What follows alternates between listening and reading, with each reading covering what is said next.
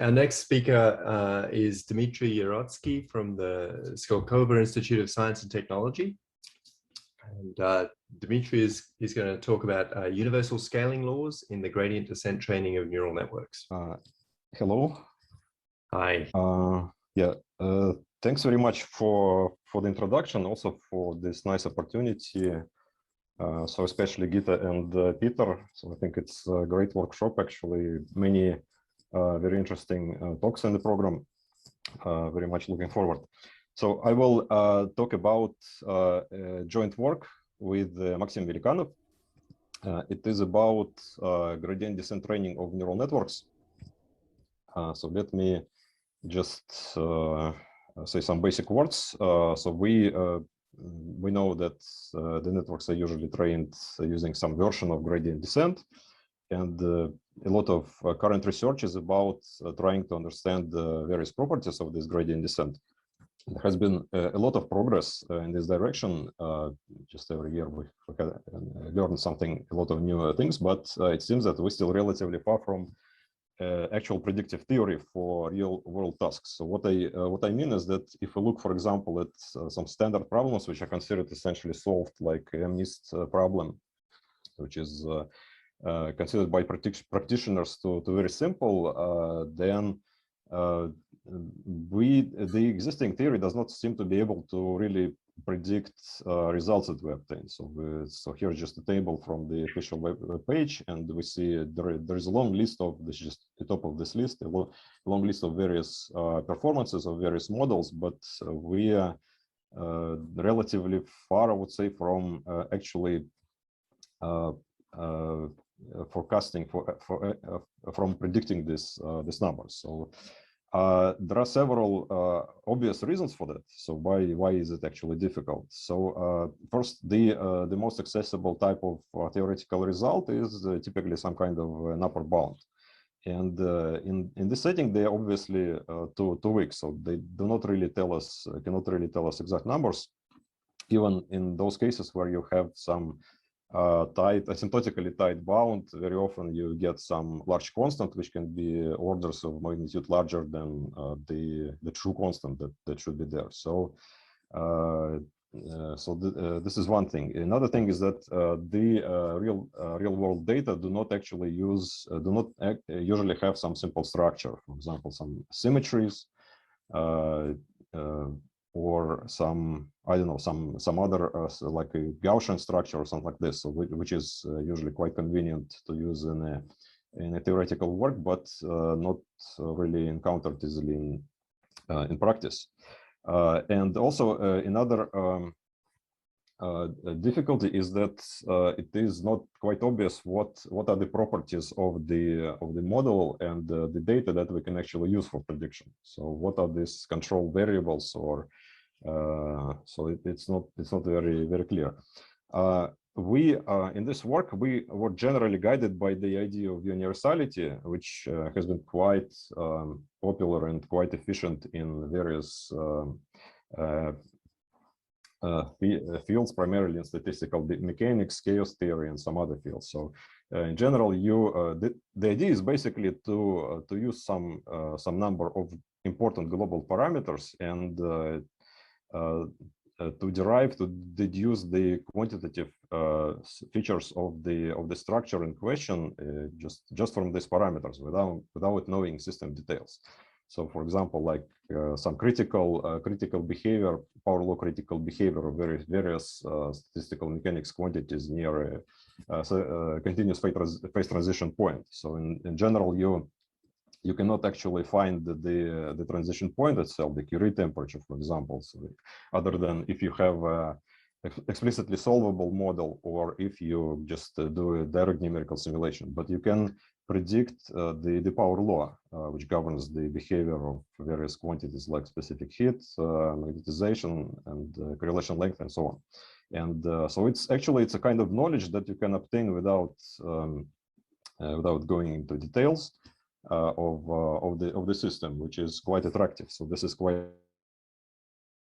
an attractive idea, and also it's obvious that it's very attractive in the context of learning. So we would like to basically look at some more or less natural global properties like dimensionality of the data, smoothness of the target map, smoothness of the activation function, and deduce the limiting behavior of the system.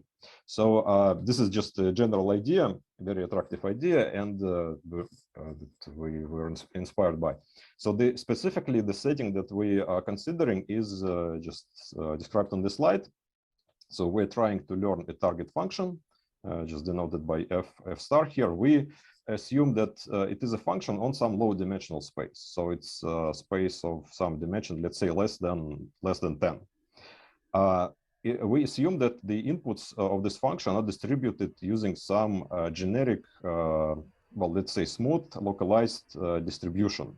So what is important here, we don't actually assume any structure, we don't assume any symmetry, so distribution may look like what we have in this picture, for example. Okay, so this is an example in 2 dimensions. So there is obviously no symmetry here.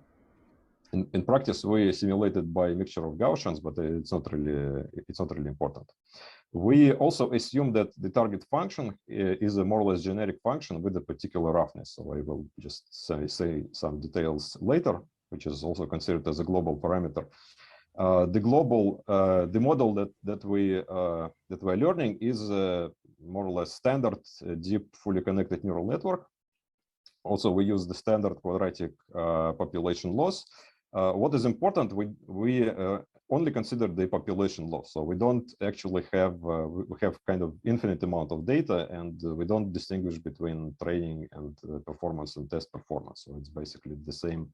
We're just working in this setting when we have just the data distribution with some density mu.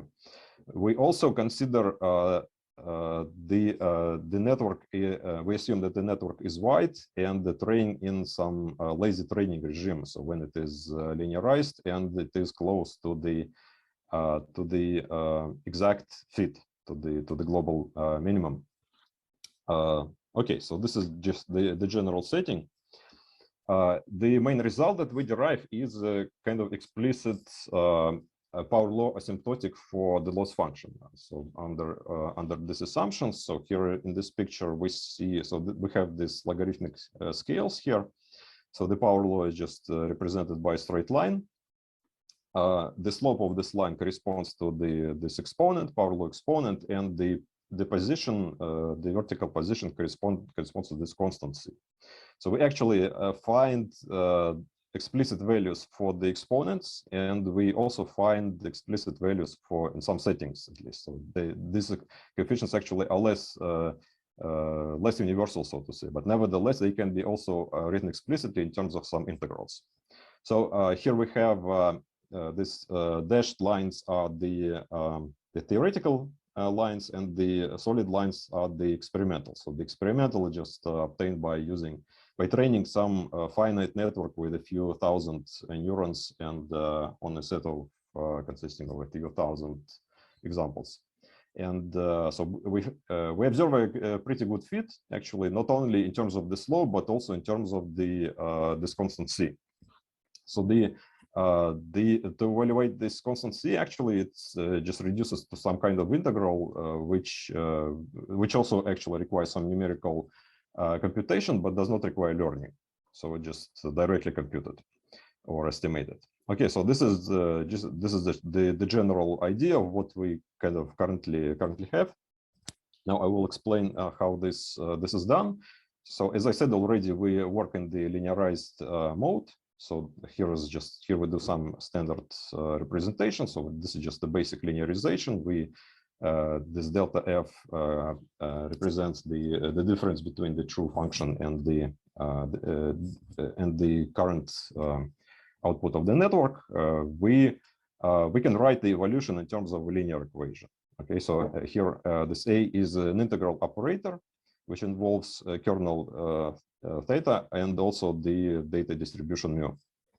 And this kernel is the famous neural tangent kernel, which can be written in this way. Okay, so this is just a general linearization setting, but we actually need to go slightly further to obtain more specific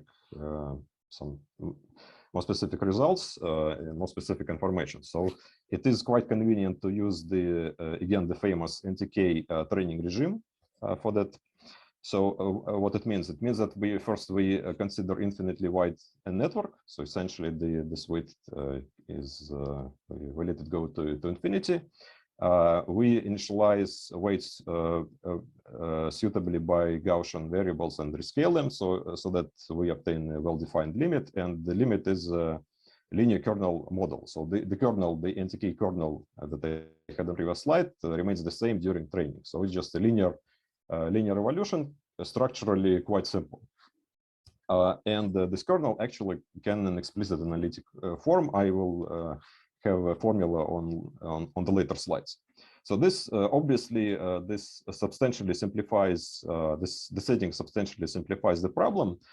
Interestingly, recent empirical results suggest that the difference between the this NTK regime and the standard regime is not that different, is not that big actually. So there are of course cases when well, typically this nonlinear regime allows you to achieve better performance, but also there is some positive, there are some opposite cases when NTK learning is actually more efficient, so which is also a little somewhat surprising. So in any case, so that just means that this approximation that we do is more or less reasonable. So it's when we studied the properties of this linearized model, we can expect that we actually studied the core properties of learning, so to say. So that's okay. That's just what I wanted to emphasize this. So now there is a very simple picture that basically arises from this linear representation. So one can show that this evolution operator is symmetric, and it actually we expect it typically that it has some collection of some infinite, well, not infinite, very large sequence of eigenvalues which converge to 0. And to analyze the evolution, we can just write directly the formula based on this eigenvector expansion. So if we represent the initial state in this form, so this is just expanding over the eigenvectors of this evolution operator, then we can write the evolving error in this way. And the loss function, the evolution of this function, just boils down to this simple formula. So we have a very simple formula, but to analyze it, we actually need to know these values, lambda n and cn, and these values are not actually in general, they're not easy to find. So we know that the linear problem, of course, is much simpler than the nonlinear problem, but finding these eigenvalues and coefficients even for linear problems is not so easy. So what we do at this point is that we use the next assumption. We actually we try to we expect that these eigenvalues and coefficients are distributed also by some power laws. So in the case of the eigenvalues, we just have this direct relation, power law relation. In the case of the coefficients, actually, the issue is that the coefficients typically can oscillate quite widely. So it makes sense to do some kind of integration. So we look at this cumulative distribution function, so to say, and we also kind of expect that it behaves as a power law. And this is really, we really observe this this in practice. So this, when we do experiments, we actually see that this is really the case, typically, at least in our setting. So if we, under these assumptions, if we really have these relations for the eigenvalues and coefficients, we can easily write the evolution for the loss using the formula that I had on the previous slide. It is also given by the power law with the exponent, which is related in this simple way to the exponents in the coefficients and eigenvalues. Okay, so essentially, so this is the gamma function. So essentially, all we need to do is to derive somehow, to find somehow these exponents, and preferably also, if we can, also these coefficients that we have here. So this is what we will do, and the idea is just to use the theory of singular integral operators for that. So here is the main point. So suppose that we have an integration with the kernel. So this is essentially the NTK kernel that I wrote before. So suppose that it has some diagonal singularity. So suppose that it is a regular function. It is represented by a regular function, but it is irregular on the diagonal. That is when x is equal to x prime. And this diagonal singularity has a homogeneous form. So it's as the way it is written here. So this is theta x, so it depends on x in general. And it is a homogeneous function of some degree alpha. So this degree alpha is quite important. It will be present in the resulting formulas.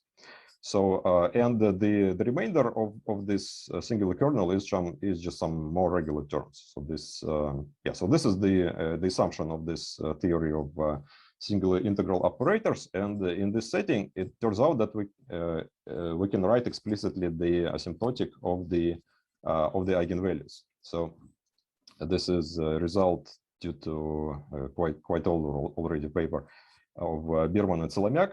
And so we have here the power law and also explicit constant actually. So this n lambda is the number of eigenvalues which lies above some threshold lambda, and it just behaves in this way. So this exponent here depends on the dimension and depends on this singularity degree alpha. And we have also the integral, which involves the data distribution function mu, and also involves some quantity which is related to the properties of this homogeneous singularity. So it is actually can be written as the Lebesgue measure of space, and here theta. So where the Fourier transform of this homogeneous function is greater than 1, and this so this theta x is just the Fourier transform, which is also a homogeneous function. Okay, so this is just an explicit formula, and I will not, of course, go into proof details, but it's basically the idea is essentially to consider to do some kind of stationary phase analysis of high frequency modes. So this the case of small eigenvalues corresponds to high frequency oscillations, and it's more or less natural that we need to use some kind of stationary phase analysis here, and turns out that we can in some sense neglect interactions between different points, so we can decompose all the domain into multiple weakly interacting or so to say non-interacting subdomains, and just in the limit of infinite of a very small subdomain, we basically come to this formula. So this is the general idea. Yes, just to give some visual representation. So these are the eigenfunctions of this of the operators that we're dealing with. So this is the eigenfunctions of this NTK operator. So we see that they kind of look like Fourier harmonics, but with some more general form, which also involves this this additional magnitude, which can vary in space. So this is the picture for the two-dimensional distribution. So these are we see that they become more and more kind of oscillating, and so in principle it's it is possible to study individual eigenfunctions, but it is actually relatively complex. It turns out that we don't really need to do it. So we only need some statistics, which is easy to obtain. So which I mentioned on the previous slide. Now, in the case of NTK, so why is it relevant to study? Because NTK is exactly an integral operator with a singular kernel. So this is the explicit formula of the NTK kernel in the case of the shallow ReLU network. So it's actually a nice formula, except for, so there is this angle phi, which is the angle between extended vectors x and x prime, and it has a singularity at the points where x is just equal to x prime. So it's and otherwise it is smooth. So we can really apply this theory here. So it's basically it's a simple computation which shows that if we extract this homogeneous singularity, it is written here. It has degree alpha equal to 1. Okay, so that's just obtained by simple Taylor expansion, and this basically allows us to apply the theory. But now we need the second component. The second component is the eigenvector expansion coefficients. So we need to expand this target function over these eigenvectors. And for this, we actually need to make some assumptions about the target functions, right? So as I said, we will assume that they characterized by some roughness. So we consider two scenarios. So in the first scenario, we just assume that it is some function which has a discontinuity on a submanifold of codimension 1 and is otherwise smooth. So the natural example of the first scenario is just an indicator function of some set. And the second scenario is when the target function is represented by a Gaussian process of a particular smoothness. So in the first scenario, we obtain this explicit formula for the evolution of the loss. So we see that it is as explicit as I described previously. We have this power law here, which involves dimension and the degree of singularity. And here we have an integral which involves various also quantities that can in principle be computed. So these are the examples of the target function. So they're just in this case we're just considering some indicator functions of some domains. And so the integral is just integral over the boundary here, and which involves the jump of discontinuity, the density of the data distribution. So there is something that can be in principle numerically computed. It's not that hard. We also obtain explicit relations, explicit exponents in this case. So in the second scenario is when the target is generated by Gaussian process. So with a specific covariance, which has, we assume that the covariance has a specific singularity again, and which is characterized by degree beta. And in this case, we obtain this explicit formula. So which is also integral, but more complicated. We also have this relation between the exponents.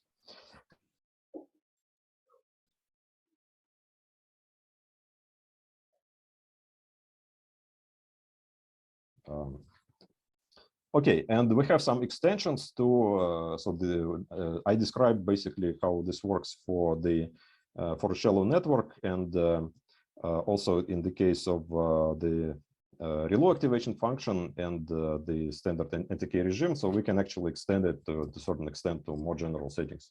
So for example, there is a more or less natural extension to deep networks because the NTK mode also works in this setting. It is more complicated to extract this singularity in this case. So because there is some kind of new singularity occurring in each layer of the network, and they accumulate. So this singularity kind of propagates through the network, and it's not it's a little not inconvenient to write explicit formulas, but we can observe that the degree is also equal to 1. Like in the case of the shallow network, and it is also confirmed by the experiment. So in this case, it is harder actually to explicitly compute the coefficients. So we only have agreement. We only look at the agreement for the slopes, and we do observe this agreement between the experimental and theoretical slopes. Another extension is to functions, activation functions with different smoothness. So instead of the usual ReLU function, we can consider the ReLU raised to the power q. So it's a kind of different altered smoothness q, as written here. And in this case, we find that there will be a singularity degree, different singularity degree, given by 2 times q minus 1. And which leads eventually to a different critical exponent for the eigenvalue distribution, and it is also confirmed by experiment, as we see here. Finally, I also want to mention the mean field regime. So it's a more complicated regime because it involves evolving kernel. So it's the evolution in this case is nonlinear, and the kernel is evolving. But in this case, we observe that again, essentially the singularity degree is the same, but so as we can see here, but the kernel itself, the eigenvalues are different. They actually change with time. So we see that the distribution of eigenvalues corresponds to different curves here, and they kind of change with time, but the slope remains the same, and the slope also agrees with this theoretical prediction coming from the singularity. Also, the prediction for the loss also agrees with the theory in this sense. Okay, so these are some extensions. Yeah, also I want to very briefly mention an application to the MNIST dataset. Actually, in the current state, this theory is not really applicable because this is a data set in a high-dimensional ambient space, which is concentrated on some complex submanifold of much lower dimensions. Because well, most of the random pictures, most of random images, obviously just noisy images, and the images corresponding to the actual numbers, digits are kind of form a very, very narrow subset in this space. So this is a different setting, and we don't actually. We are working on the setting, not so in the currently this theory is not really applicable, but we can just try to experimentally check the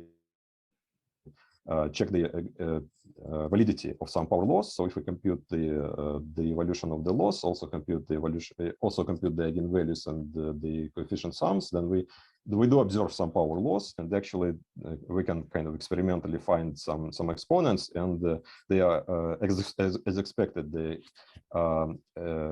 They satisfy this relation, which is quite expected. And also, if we just assume that the relation in terms of the space dimension is valid for this data set, then we can actually, each of these relations produces a prediction of the effective dimension of the data set equal to 3.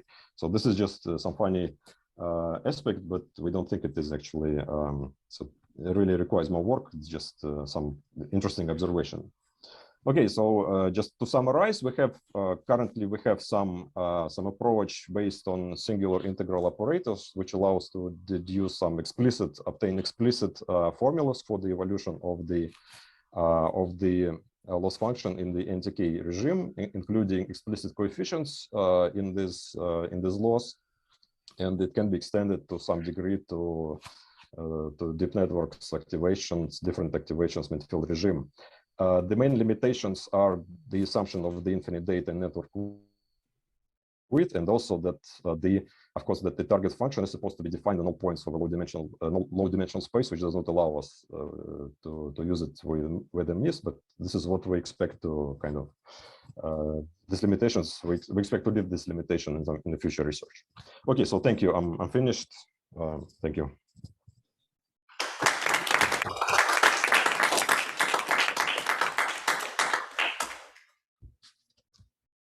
Thanks very much. So, questions? All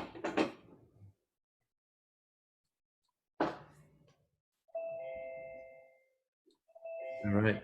Sebastian's posted another question. For the mean field regime, can you carry out the calculations and track the evolution of the spectrum?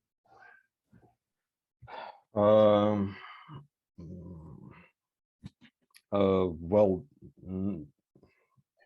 Not really. No, it's actually no. Only to some limited extent. So as I mentioned, we observed that we have the same exponent in the same power law exponent in the distribution of the eigenvalues. But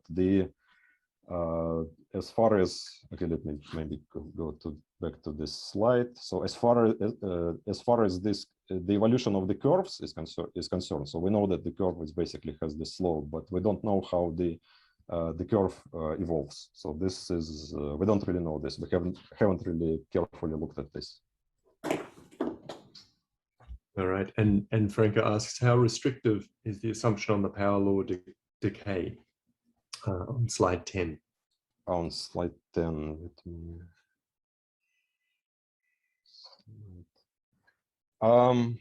Well, this is. Yeah, an interesting question. Yes,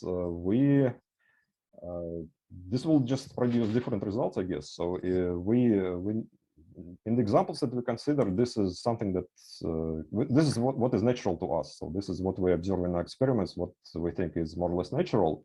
But presumably, if you may consider cases when you have different distribution of the eigenvalues and these coefficients, and this will lead to different evolution of the loss. We haven't really done this, so I think might be also might be an interesting aspect of this for some future research. Yeah. In the examples that we consider, this is something that's, this is what is natural to us. So this is what we observe in experiments, what we think is more or less natural. But the remove your responsibility for it, it's wrong. So here is the picture that I claim. These are distribution. Not wearing masks, then ask them to put a mask on. If they're uncomfortable, Somebody mute the recording, please. Let's start with the first question, the free initiative. Something which is. Thanks. All right, are there any other questions? All right, join me in thanking Dmitry again for that great presentation. And we have a break now for 25 minutes for afternoon tea.